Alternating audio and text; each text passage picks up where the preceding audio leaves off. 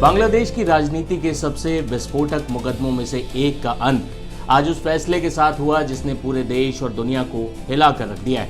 International crimes tribunal 1 ने पूर्व प्रधानमंत्री शेख हसीना को जुलाई-अगस्त 2024 के दौरान आंदोलन के दौरान हुई व्यापक हिंसा, हत्याओं और दमनात्मक कार्रवाई के लिए मानवता विरोधी अपराधों में दोषी ठहराते हुए सजाए मौत की सजा सुनाई।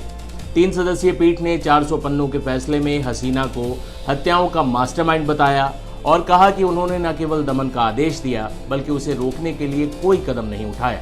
अदालत ने रिकॉर्ड में रखा कि बड़ी संख्या में प्रदर्शनकारी मारे गए और हसीना पर बम और घातक हथियारों के इस्तेमाल तक के आदेश देने के आरोप।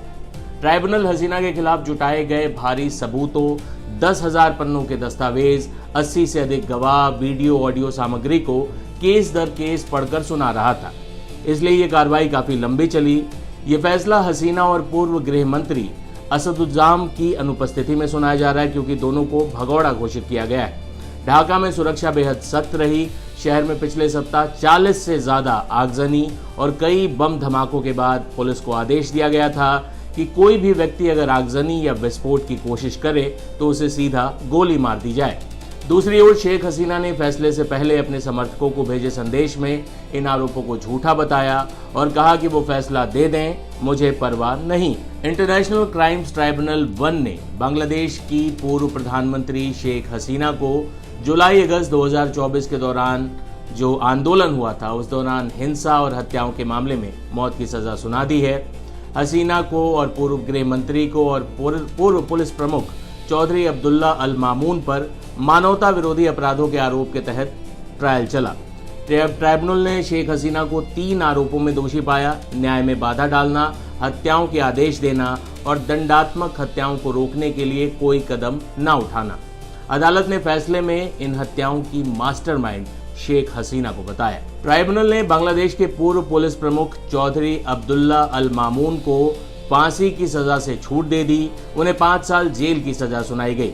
हसीना के सत्ता से हटने के बाद सरकारी गवाह बने मामून की गवाही कड़ी सुरक्षा में दर्ज की गई थी और यही इस पूरे मामले में फैसले की दिशा तय करने वाला प्रमुख आधार भी बना। द डेली स्टार के अनुसार 2010 में ट्राइब्यूनल की स्थापना के बाद से मामून पहले आरोपी हैं जिसने सरकारी गवाह बनकर अभियोजन पक्ष का साथ दिया।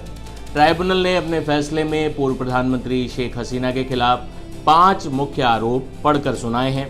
वो क्या आरोप है वो भी हम आपको बता देते हैं। इनमें ढाका में प्रदर्शनकारियों की बड़े पैमाने पर हत्या की योजना, उसका निर्देशन, नागरिक समूहों पर गोलीबारी के लिए हेलीकॉप्टर और ड्रोन का इस्तेमाल अधिकृत करना, छात्र नेता अबू सैयद की कथित तौर पर हत्या, सबूत मिटाने के लिए अशूलिया में शवों को जलाने का आदेश देना और चंखार पुल में प्रदर्शनकारियों पर समन्वित हमलों की निगरानी शामिल। बांग्लादेश सरकार ने पहले भारत से शेख हसीना को प्रत्यार्पित करने का औपचारिक अनुरोध किया था जिसे भारत ने ठुकरा दिया था। वही शेख हसीना ने आने वाले फैसले पर अपने समर्थकों को भेजे संदेश में क्या कहा था वो भी हम आपको सुना देते हैं। आवामी लीग की ओर से जारी ऑनलाइन संदेश के मुताबिक हसीना ने कहा, वो फैसला दे दे, मुझे परवाह नहीं। अल्लाह ने मुझे जिंदगी दी है, वही लेगा, लेकिन मैं अपने देश के लोगों के लिए काम करती रहूंगी। मैंने अपने माता पिता, भाई बहन खोए हैं और मेरा घर जलाया गया, लेकिन मैं नहीं रुकूंगी।